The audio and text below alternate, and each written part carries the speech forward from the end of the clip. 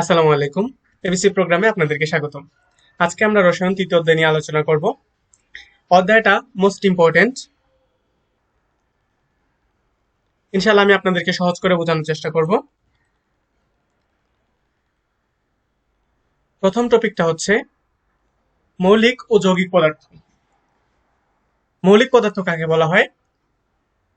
যে সকল পদার্থকে ভাঙলে সেই পদার্থ ছাড়া অন্য কোনো পদার্থ পাওয়া যাবে না, সেই পদার্থটাকে মৌলিক পদার্থ বলা হয়। যেমন একটা লোহার টুকরা, এই লোহার টুকরাকে যদি আমরা ভাঙি তাহলে লোহা ছাড়া অন্য কোনো পদার্থ আমরা পাবো না। যেহেতু লোহাকে ভাঙলে লোহা ছাড়া অন্য কোনো পদার্থ পাওয়া যায় না, তাই লোহা হচ্ছে একটা মৌলিক পদার্থ। এরকম আরো মৌলিক পদার্থ আছে: nitrogen, phosphorus, carbon, oxygen, helium, calcium. এ পর্যন্ত 118টি মৌলিক পদার্থ আবিষ্কার করা হয়েছে। তার মধ্যে 98টি হচ্ছে প্রকৃতিতে পাওয়া যায় এবং বাকি যে 20টি থাকে সেই 20টি কৃত্রিমভাবে তৈরি করা যায় বা কৃত্রিমভাবে তৈরি করা হয়েছে। আর আমাদের শরীরে মোট 26 ধরনের ভিন্ন ভিন্ন মৌলিক পদার্থ পাওয়া যায়। এবার আসি যৌগিক পদার্থ। এখান থেকে আপনাদের যৌগিক পদার্থ কাকে বলে সেই সংজ্ঞাটা মুখস্থ করতে হবে। যেমন, যে সকল পদার্থকে ভাঙলে দুই বা দুইয়ের অধিক মৌল পাওয়া যায়, মৌল মানে হচ্ছে এখানে মৌলিক পদার্থ। যে সকল পদার্থকে ভাঙলে দুই বা দুইয়ের অধিক মৌলিক পদার্থ পাওয়া যায় তাদেরকে যৌগিক পদার্থ বলা হয়। যেমন ধরুন পানি। পানিকে আপনি পানিকে আপনি ভাঙতে চান অথবা রাসায়নিকভাবে বিশ্লেষণ করতে চান। যদি পানিকে ভাঙা যায় তাহলে আমরা কি পাবো? আমরা জানি পানির সংকেত হচ্ছে H2O। তাহলে পানিকে যদি আমরা ভাঙি পাবো হচ্ছে অক্সিজেন আর হচ্ছে হাইড্রোজেন। তার মানে পানিকে ভাঙলে আমরা একাধিক পদার্থ পাই। যেহেতু পানিকে ভাঙলে একাধিক পদার্থ পাওয়া যায়, তাই পানি হচ্ছে একটা যৌগিক পদার্থ। আচ্ছা, তারপরে হচ্ছে পরমাণু, অণু। পরমাণু আমি আগে আমার মতো করে বুঝাই, তারপরে আপনাদের বই থেকে সংজ্ঞা দিব না। পরমাণু হচ্ছে, যেমন ধরুন কোন একটা পদার্থ, ধরুন একটা ইট বা যে কোনো একটা পদার্থ, যে কোনো একটা পদার্থকে যদি আমি ভাঙি, ভাঙতে ভাঙতে সবার শেষে ক্ষুদ্র যে একটা জিনিস পাবো সেটা হচ্ছে পরমাণু। আর পরমাণু হলো মৌলিক পদার্থের ক্ষুদ্রতম কণা। এক এক পদার্থের কণার ধর্ম এক এক রকম। হাইড্রোজেন পরমাণুতে হাইড্রোজেনের ধর্ম বিদ্যমান, আর অক্সিজেন পরমাণুতে অক্সিজেনের ধর্ম বিদ্যমান। অণু। অণু হচ্ছে দুই বা ততোধিক পরমাণু মিলে অণু গঠিত হয়। দুই বা ততোধিক পরমাণু মিলে অণু গঠিত হয়। দুই বা দুইয়ের অধিক সংখ্যক পরমাণু পরস্পরের সাথে রাসায়নিক বন্ধনের মাধ্যমে যুক্ত থাকলে তাকে অণু বলা হয়। কোনো কোনো পদার্থ আছে যে সকল পদার্থর দুইটা পরমাণু মিলিয়ে অণু গঠন করে, আবার কিছু কিছু পদার্থ থাকতে পারে যেগুলা তিনটা পরমাণু মিলে একটা অণু গঠন করে। যেমন দুটি অক্সিজেন পরমাণু পরস্পরের সাথে যুক্ত হয়ে অক্সিজেন অণু গঠন করে। ধরুন এ একটা অক্সিজেন পরমাণু সিঙ্গেল অবস্থায় আছে, তারপর এ হচ্ছে একটা অক্সিজেন পরমাণু। তারা যখন পরস্পর বিক্রিয়া করে রাসায়নিক বন্ধনে আবদ্ধ হয় তখন হয়ে যায় এরকম যে O2, অর্থাৎ তারা অণু অবস্থায় হয়ে যায়। তাহলে দুটি পরমাণু মিলে অক্সিজেন একটি অণু গঠন করলো। আবার কার্বনের একটি পরমাণু যখন দুটি অক্সিজেন পরমাণুর সাথে যুক্ত হয় তখন সেটা হয়ে যায় কার্বন ডাই অক্সাইড। এটা হচ্ছে কার্বন ডাই অক্সাইডের একটি অণু। এখানে একটা কথা বলা আছে, একই মৌলের একাধিক পরমাণু পরস্পরের সাথে যুক্ত হলে তাকে মৌলের অণু বলা হয়। একই পদার্থের একাধিক পরমাণু। একই পদার্থের একাধিক পরমাণু কি? যেমন একই পদার্থ মানে হচ্ছে একটা পদার্থ, সেটা ধরেন অক্সিজেন অথবা হাইড্রোজেন বা অন্য যে কোনো একটা মৌলিক পদার্থ, তাদের একাধিক পরমাণু যখন ধরুন দুইটা হাইড্রোজেন পরমাণু যখন একসাথে যুক্ত হবে তখন তারা কি করবে? একটা অণু গঠন করবে, সেটা হবে H2O। সেটা হচ্ছে মৌলিক পদার্থের অণু। আবার ভিন্ন ভিন্ন মৌলের পরমাণু পরস্পরের সাথে যুক্ত হলে তাকে যৌগের অণু বলা হয়। তাহলে ভিন্ন ভিন্ন পরমাণু বা ভিন্ন ভিন্ন মৌলের পরমাণু, যেমন একটা কার্বন আর দুইটা অক্সিজেন, তাহলে দুইটা ভিন্ন মৌল, তারা যখন পরস্পরের সাথে যুক্ত হবে তখন কি হবে? যে কার্বন ডাই অক্সাইড। এটা হচ্ছে যৌগের অণু। আমার মনে হয় আপনারা বুঝতে পারবেন। তারপর আছে মৌলের প্রতীক। যে কোনো মৌলের ইংরেজি বা ল্যাটিন নামের সংক্ষিপ্ত রূপকে প্রতীক বলা হয়। প্রতীক কাকে বলা হয় সংজ্ঞাটা মুখস্থ রাখতে হবে। এই মৌলের প্রতীক লেখার কিছু নিয়ম আছে, দেখে নিবেন। যে মৌলের ইংরেজি নামের প্রথম অক্ষর দিয়ে প্রতীক লেখা হয়, আর অবশ্যই সেই ইংরেজি নামের প্রথম অক্ষরটা বড় হাতের হতে হবে। তারপর আরেকটা নিয়ম আছে, তারপর আমি আপনাদেরকে বোঝাচ্ছি সহজ করে। যেমন যদি 2 বা 2 এর অধিক মৌলের ইংরেজি নামের প্রথম অক্ষর একই হয়, তবে একটি মৌলকে নামের প্রথম অক্ষর দিয়ে প্রকাশ করা হয়, আর অন্যগুলোর ক্ষেত্রে প্রতীকটি 2টি অক্ষরে লেখা হয়। নামের প্রথম অক্ষরটি ইংরেজি বর্ণমালার বড় হাতের অক্ষর হয়, আর নামের অন্য অক্ষরগুলা ছোট হাতের অক্ষরে লেখা হয়। কথাটা বলতে এই কথাটা দিয়ে কি বোঝানো হয়েছে আমি আপনাদেরকে বুঝিয়ে দিই। যেমন এখানে কার্বনকে আমরা সি দ্বারা প্রকাশ করলাম। তারপর ক্লোরিনকে যদি আমরা নামের প্রথম অক্ষর দ্বারা প্রকাশ করি তাহলে সেটা হয়ে যাবে সি। তারপর আবার দেখুন ক্যালসিয়ামের প্রথম অক্ষরটা হচ্ছে সি, যদি আমরা তাকে সি দ্বারা প্রকাশ করি তাহলে 3টা জিনিস হয়ে গেল সি। এখন আমরা যদি সবগুলাকে সি বলি তাহলে আমরা কোনটা কার্বন, কোনটা ক্লোরিন, কোনটা ক্যালসিয়াম সেটা বুঝতে পারবো না। তাই কার্বনকে আমরা প্রথম যেহেতু মৌল তাকে আমরা সি দ্বারা প্রকাশ করলাম। আবার ক্লোরিনের ক্ষেত্রে দেখলাম যে তার প্রথম অক্ষরটাও সি, এই জন্য তার প্রথম অক্ষর সি রাখলাম এবং যে কোনো একটা বর্ণ নিয়ে এল নিলাম, সেটাকে আমরা ক্লোরিন প্রকাশ করলাম, অর্থাৎ সিএল দ্বারা আমরা ক্লোরিনকে বুঝাইলাম। একইভাবে ক্যালসিয়ামের প্রথম অক্ষরটা আমরা সি নিলাম এবং দ্বিতীয় অক্ষরটা নিয়ে আমরা সি এ দ্বারা ক্যালসিয়ামকে বুঝাইলাম। আবার কিছু কিছু মৌলকে ল্যাটিন শব্দ একটু ব্যতিক্রম হয়। যেমন এখানে দেখেন কার্বনকে কার্বন, ক্লোরিনকে ক্লোরিন। আবার সোডিয়ামকে দেখেন, সোডিয়ামের এনএ ঠিক আছে কিন্তু তার ল্যাটিন শব্দটা কি? নেট্রিয়াম। এগুলো একটু দেখবেন। তারপর পটাশিয়াম, ক্যালিয়াম, এগুলো একটু দেখে রাখবেন। তারপর সংকেত বলতে যেমন হাইড্রোজেনের একটা অণুকে যদি আমরা প্রকাশ করতে চাই, হাইড্রোজেনের একটি অণু আর পরমাণু সেন্সিটিভ বিষয় একটু ভালো করে দেখে রাখবেন। যে হাইড্রোজেনের একটি অণুকে যদি আমরা প্রকাশ করতে চাই তাহলে কি লিখবো আমরা? যে H2 মানে কি? মানে হচ্ছে হাইড্রোজেনের 2টি পরমাণু মিলে সে একটি অণু গঠন করলো।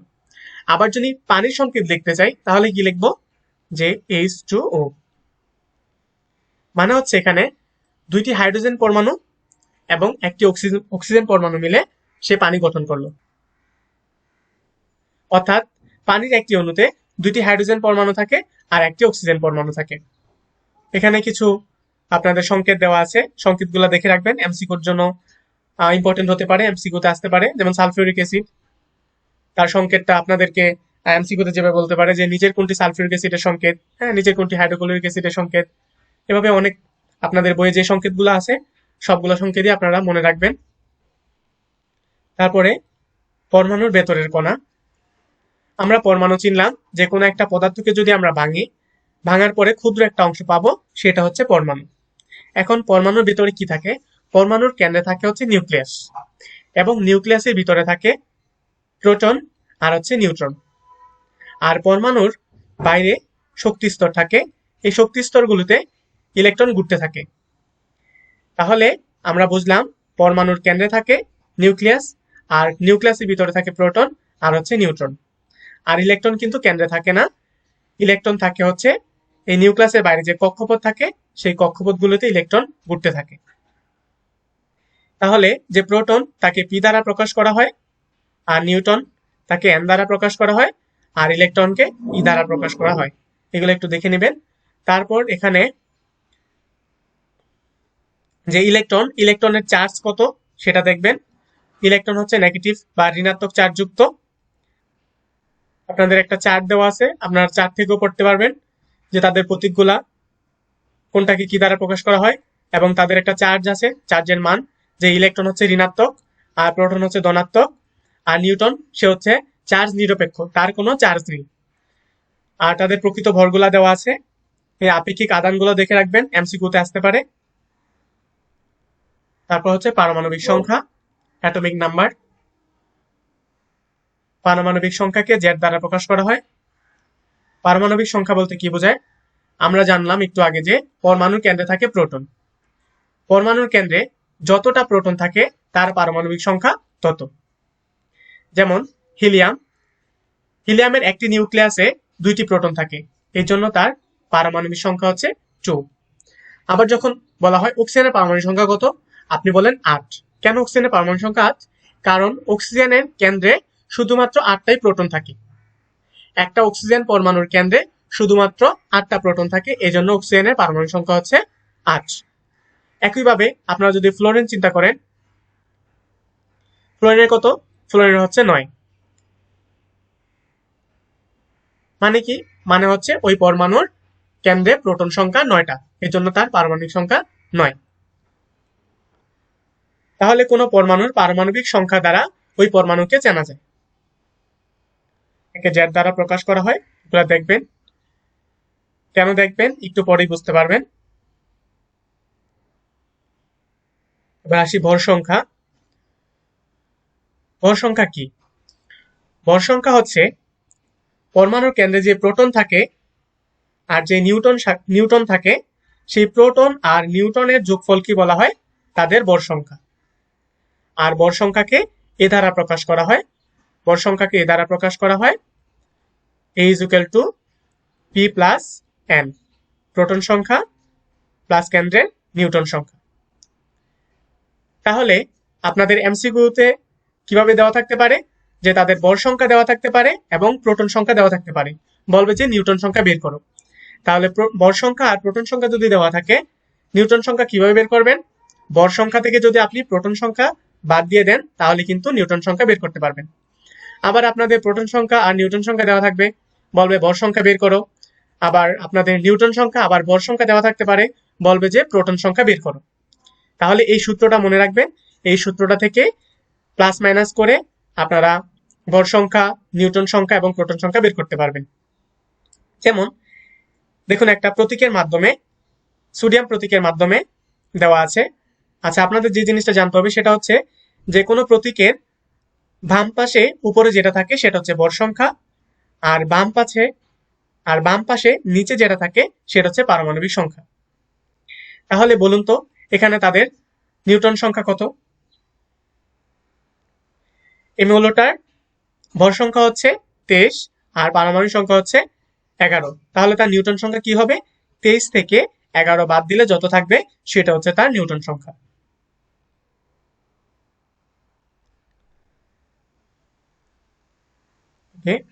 এভাবে আপনাদের বাড়ি কাজ দেওয়া আছে, যেমন লিথিয়াম আর হচ্ছে বেরিলিয়ামের দেওয়া আছে, তাদের ভর সংখ্যা দেওয়া আছে, পারমাণবিক সংখ্যা দেওয়া আছে। তাদের বলছে যে কি এখানে ভর সংখ্যা, প্রোটন সংখ্যা এবং ইলেকট্রন সংখ্যা বের করো। আচ্ছা, ইলেকট্রন সংখ্যাটা কি? কোন পরমাণুর পারমাণবিক সংখ্যা যা, তার ইলেকট্রন সংখ্যা তাই। অর্থাৎ তার পরমাণু সংখ্যা যতটা, ইলেকট্রন সংখ্যাও ততটাই। পারমাণবিক সংখ্যা সমান সমান ইলেকট্রন সংখ্যা। এখানে তাদের পারমাণবিক সংখ্যা, লিথিয়ামের পারমাণবিক সংখ্যা 3, তার ইলেকট্রন সংখ্যাও 3। বেরিলিয়ামের পারমাণবিক সংখ্যা 4, তার ইলেকট্রন সংখ্যা 4। আমার মনে হয় আপনারা বুঝতে পারবেন। আচ্ছা, তারপর হচ্ছে পরমাণুর মডেল। এই যে আমরা পরমাণু নিয়ে পড়লাম, এই পরমাণু সম্পর্কে কয়েকটা বিজ্ঞানী মতবাদ দিয়েছেন। এখন আপনাদের বইয়ে রাদারফোর্ডের পরমাণু মডেল আর বোর পরমাণু মডেলের কিছু যুক্তি উপস্থাপন করা হয়েছে এবং তাদের সীমাবদ্ধতা উল্লেখ করা আছে, আমরা এগুলোই দেখব। যেমন রাদারফোর্ডের পরমাণু মডেল অনুসারে তিনি বলেছেন যে পরমাণুর একটা কেন্দ্র আছে, এই কেন্দ্রের নাম হচ্ছে নিউক্লিয়াস। তারপর নিউক্লিয়াসের ভেতরে থাকে প্রোটন, নিউক্লিয়াসের বাইরে থাকে ইলেকট্রন। যেহেতু আপেক্ষিকভাবে ইলেকট্রন ভর শূন্য ধরা হয়, কাজেই নিউক্লিয়াসের ভেতরে অবস্থিত প্রোটন এবং নিউট্রনের ভরই পরমাণুর ভর হিসেবে বিবেচনা করা হয়। আচ্ছা, এগুলো আপনাদের দেখে রাখতে হবে। তারপর তিনি আরো বলেছেন যে নিউক্লিয়াস অত্যন্ত ক্ষুদ্র এবং পরমাণু ভেতরে বেশিরভাগ জায়গাটা হচ্ছে ফাঁকা। তারপর তিনি আরেকটা কথা বলেছেন যে তিনি পরমাণুকে সৌরজগতের সাথে তুলনা করেছেন, যে সৌরজগতে সূর্যকে কেন্দ্র করে বিভিন্ন কক্ষপথে যেমন গ্রহগুলো ঘুরে, তেমনি নিউক্লিয়াসকে কেন্দ্র করে বিভিন্ন কক্ষপথে ইলেকট্রনগুলো ঘুরছে। কোনো পরমাণু নিউক্লিয়াসে যে কয়টি প্রোটন থাকে, নিউক্লিয়াসের বাইরে সেই কয়টি ইলেকট্রন থাকে। যেহেতু প্রোটন এবং ইলেকট্রনের চার্জ একে অপরের বিপরীত, তাই পরমাণুর সামগ্রিক চার্জটা হচ্ছে শূন্য থাকে। পরমাণু স্বাভাবিক অবস্থায় সে চার্জ নিরপেক্ষ থাকে, কারণ তার প্রোটন সংখ্যা এবং ইলেকট্রন সংখ্যা সমান। তার মডেলটাকে সৌরজগতের সাথে তুলনা করা হয়। কেন তার মডেলটাকে সৌরজগতের সাথে তুলনা করা হয়? তিনি বলেছেন যে ধনাত্মক চার্জবাহী নিউক্লিয়াসের প্রতি ধনাত্মক চার্জবাহী নিউক্লিয়াসের প্রতি ঋণাত্মক চার্জবাহী ইলেকট্রন একে অপরকে আকর্ষণ করে। এই আকর্ষণ বল কেন্দ্রমুখী, এবং এই কেন্দ্রমুখী বলের কারণে পৃথিবী যেরকম সূর্যের চারদিকে ঘুরে, ইলেকট্রনও সেরকম নিউক্লিয়াসের চারদিকে ঘুরে। আচ্ছা, রাদারফোর্ডের কিছু সীমাবদ্ধতা রয়েছে, অর্থাৎ তার যে যুক্তি সেই যুক্তিতে কিছু ভুলও রয়েছে। যেমন সীমাবদ্ধতা আমরা দেখছি যে সীমাবদ্ধতাগুলো এখানে আপনাদের সৃজনশীল পরীক্ষা আসতে পারে, যে রাদারফোর্ড পরমাণুর সীমাবদ্ধতা বা রাদারফোর্ড পরমাণুর মডেলের সীমাবদ্ধতা কি উল্লেখ করো, ঘ নাম্বারে আসতে পারে। আচ্ছা, কি কি সীমাবদ্ধতা আছে? যে এই মডেল ইলেকট্রনের কক্ষপথের আকার মানে হচ্ছে ব্যাসার্ধ বা আকৃতি সম্বন্ধে কোনো ধারণা দিতে পারেনি। এটা হচ্ছে তার সীমাবদ্ধতা, মানে তার ব্যর্থতা। তারপর সৌরজগতের সূর্য ও গ্রহগুলো সামগ্রিকভাবে আদান বা চার্জ নেই, কিন্তু পরমাণুতে ইলেকট্রন ও নিউক্লিয়াসের আদান বা চার্জ আছে। কাজেই চার্জহীন সূর্য এবং গ্রহগুলোর সাথে চার্জযুক্ত নিউক্লিয়াস এবং ইলেকট্রনের তুলনা করা হয়েছে। কাজেই চার্জহীন বস্তুর সাথে চার্জযুক্ত বস্তু তুলনা করা সঠিক হয়নি, এটা তার ব্যর্থতা।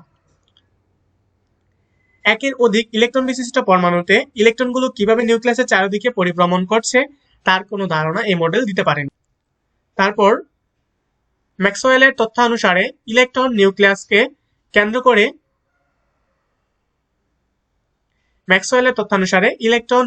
কেন্দ্র করে ঘূর্ণনের সময় ক্রমাগত শক্তি হারাতে থাকে। ফলে ইলেকট্রনের ঘূর্ণন পথ ছোট হতে থাকবে এবং একসময় সেটি নিউক্লিয়াসের উপর পতিত হবে, অর্থাৎ পরমাণুর অস্তিত্ব বিলুপ্ত হবে বা পরমাণু স্থায়ী হবে না। কিন্তু প্রকৃতিতে সেটা ঘটে না, অর্থাৎ ম্যাক্সওয়েলের তথ্যানুসারে রাদারফোর্ডের পরমাণু মডেল সঠিক নয়। এখন আবার বোর পরমাণু মডেল তিনি তার মতবাদ দিয়েছেন। রাদারফোর্ডের পরমাণু মডেলের ত্রুটিগুলোকে তিনি সংশোধন করেছেন, যে পরমাণুতে যে সকল ইলেকট্রন থাকে সেগুলো নিউক্লিয়াসকে কেন্দ্র করে ইচ্ছামতো যে কোনো কক্ষপথে ঘুরতে পারে না। শুধু নির্দিষ্ট ব্যাসার্ধের কতগুলো অনুমোদিত বৃত্তাকার কক্ষপথে ঘুরে। এই নির্দিষ্ট ব্যাসার্ধের অনুমোদিত বৃত্তাকার কক্ষপথগুলোকে অনুমোদিত কক্ষপথ বা প্রধান শক্তিস্তর বা কক্ষপথ বা সেল বা অরবিটাল বা স্থির কক্ষপথ বলা হয়। তার মানে কক্ষপথকে আমরা কতটা নামে রাখতে পারি? তাকে প্রধান শক্তিস্তরও বলতে পারি, কক্ষপথ বলতে পারি, সেলও বলতে পারি, অরবিটালও বলতে পারি, আবার স্থির কক্ষপথও বলতে পারি। স্থির কক্ষপথে ঘোরার সময় ইলেকট্রনগুলো কোনরূপ শক্তি শোষণ বা বিকিরণ করে না। স্থির কক্ষপথকে n দ্বারা প্রকাশ করা হয়, n = 1 2 3 4 ইত্যাদি হতে পারে। আচ্ছা, এখানে একটা জিনিস আপনাদেরকে ভালোভাবে মনে রাখতে হবে, যেটা হচ্ছে n = 1 হলে কে শক্তি স্তর, মানে হচ্ছে আমি আপনাদেরকে একে বোঝাই। এটা হচ্ছে নিউক্লিয়াস, এটা হচ্ছে প্রথম শক্তি স্তর বা প্রথম কক্ষপথ, এটা দ্বিতীয় কক্ষপথ, তারপর এটা তৃতীয় কক্ষপথ, এটা ধরুন চতুর্থ কক্ষপথ। তাহলে এই কক্ষপথে ইলেকট্রনগুলো ঘুরতে থাকবে। তাহলে এটা হচ্ছে 1 নাম্বার কক্ষপথ, মানে হচ্ছে n = 1। এটা হচ্ছে 2 নাম্বার কক্ষপথ, মানে n = 2। এটা 2 নাম্বার কক্ষপথ, এটা হচ্ছে 3 নাম্বার কক্ষপথ, এটা হচ্ছে 4 নাম্বার কক্ষপথ। তাহলে এখানে n = 1 হলে সেটা হবে কে শক্তি স্তর। তার মানে আপনি এই 1 নাম্বার যে শক্তি স্তরটা আছে সেটাকে ডাকতে পারবেন কে শক্তি স্তর, 2 নাম্বার যে শক্তি স্তর আছে সেটাকে আপনি ডাকতে পারবেন L, 3 নাম্বার যে শক্তি স্তর আছে সেটাকে আপনি বলবেন M, আর চতুর্থ নাম্বার যে শক্তি স্তর আছে সেটাকে বলবেন N। আমার মনে হয় আপনারা বুঝতে পারবেন। তারপর তিনি আরো বলেছেন যে বোর মডেল অনুসারে কোন শক্তি স্তরে ইলেকট্রনের কণিক বেগ আছে, সেই কণিক বেগের মানটা হচ্ছে mBr = nh/2π। এখানে কোনটা মানে কি সবগুলা বিস্তারিত লেখা আছে। যে m মানে হচ্ছে ইলেকট্রনের ভর, ইলেকট্রনের ভর হচ্ছে 9.11 × 10⁻31।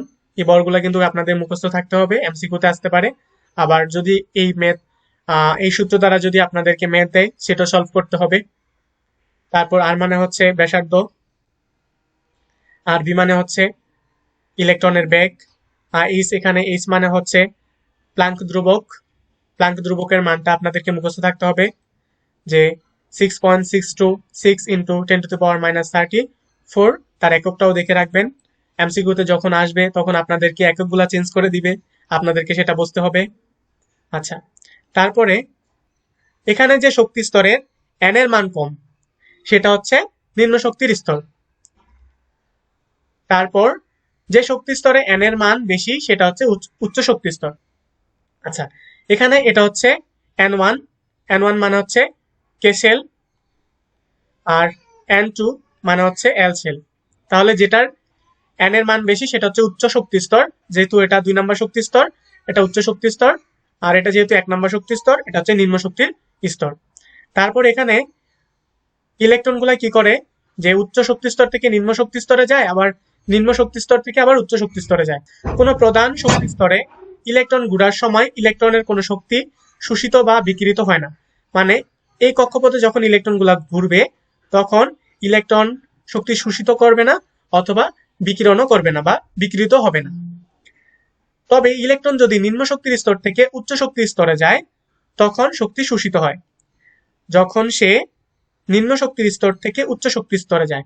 অর্থাৎ যখন সে এই 1 নাম্বার শক্তি স্তর থেকে 2 নাম্বার শক্তি স্তরে যাবে তখন সে শক্তি শোষণ করবে, অর্থাৎ শক্তি শোষণ করে সে 1 নাম্বার শক্তি স্তর থেকে 2 নাম্বার শক্তি স্তরে যাবে।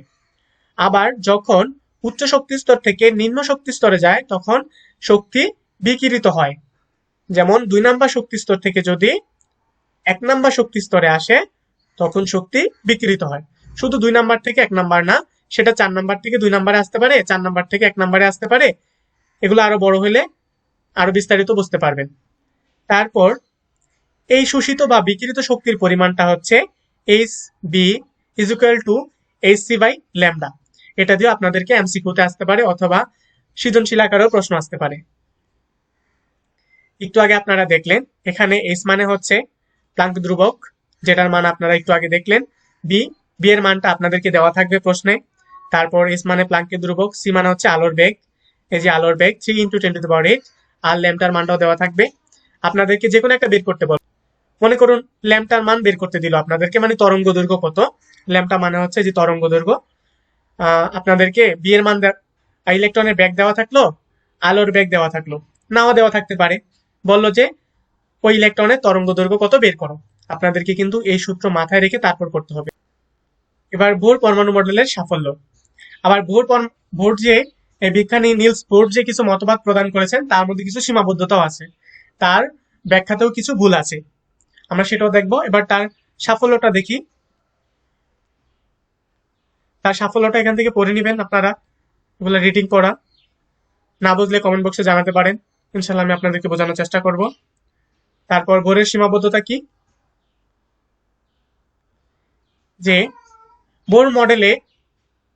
আমরা বোর মডেলের সাহায্যে 1 ইলেকট্রন বিশিষ্ট পরমাণুর পারমাণবিক বর্ণালী ব্যাখ্যা করতে পারি, কিন্তু একাধিক ইলেকট্রন বিশিষ্ট পরমাণুর পারমাণবিক বর্ণালী ব্যাখ্যা করতে পারি না।